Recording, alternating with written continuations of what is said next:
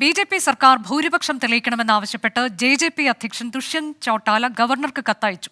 3 സ്വതന്ത്രർ സർക്കാരിനുള്ള പിന്തുണ പിൻവലിച്ച് കോൺഗ്രസ് പക്ഷത്തേക്ക് മാറിയ സാഹചര്യത്തിലാണ് നീക്കം. ബൽറാം നെടുങ്ങാടി വിവരങ്ങളുമായി. ബൽറാം, ഹരിയാനയിൽ പ്രതിസന്ധി തുടങ്ങിയിട്ട് 2 ദിവസം പിന്നിടുകയാണ്. അപ്പോൾ ജെ.ജെ.പിയുടെ നീക്കം എന്താണ്? നിലവിൽ കോൺഗ്രസ് തെരഞ്ഞെടുപ്പ് കഴിയാൻ കാത്തിരിക്കുകയാണോ? അനുജ, നിലവിൽ ജെ.ജെ.പി.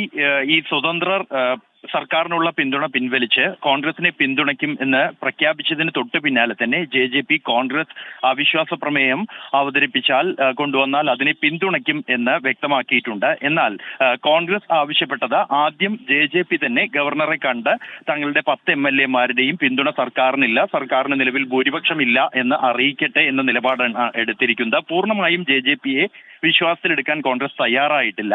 ഈ ഒരു സാഹചര്യത്തിലാണ് ദുഷ്യന്ത് ചൗട്ടാല ഇന്ന് ഗവർണർക്ക് കത്തയച്ചിരിക്കുന്നത്. സഭയിൽ സർക്കാരിന് ഭൂരിപക്ഷം നഷ്ടപ്പെട്ടു എന്നും അതുകൊണ്ട് തന്നെ സർക്കാർ സഭയിൽ വിശ്വാസം തെളിയിക്കേണ്ടതുണ്ട് എന്നുമാണ് അദ്ദേഹം ആവശ്യപ്പെട്ടിരിക്കുന്നത്.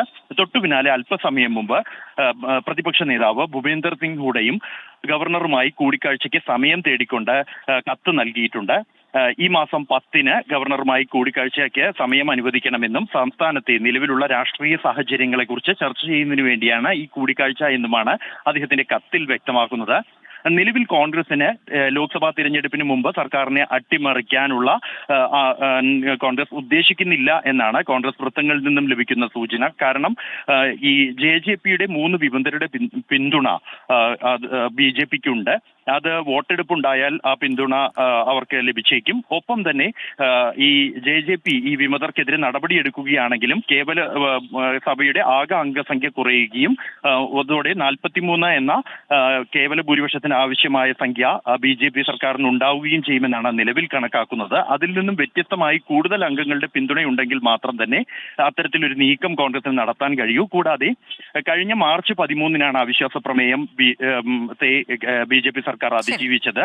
സാങ്കേതികമായി 6 മാസത്തിനകം വീണ്ടും അവിശ്വാസ പ്രമേയം കൊണ്ടുവരാൻ കഴിയില്ല എന്ന സാഹചര്യവും നിലനിൽക്കുന്നുണ്ട്. അനുജ, ഹരിയാനയിൽ ബി.ജെ.പി. സർക്കാർ ഭൂരിപക്ഷം തെളിയിക്കണം എന്ന ആവശ്യം ഉന്നയിച്ചുകൊണ്ടാണ് ഇപ്പോൾ ജെ.ജെ.പി. ഗവർണർക്ക് കത്ത് നൽകിയത്. അതിനിടെ മെയ് 10-ന് ഗവർണറുമായി കൂടിക്കാഴ്ചയ്ക്ക് സമയം തേടി പ്രതിപക്ഷ നേതാവും രംഗത്തെത്തി.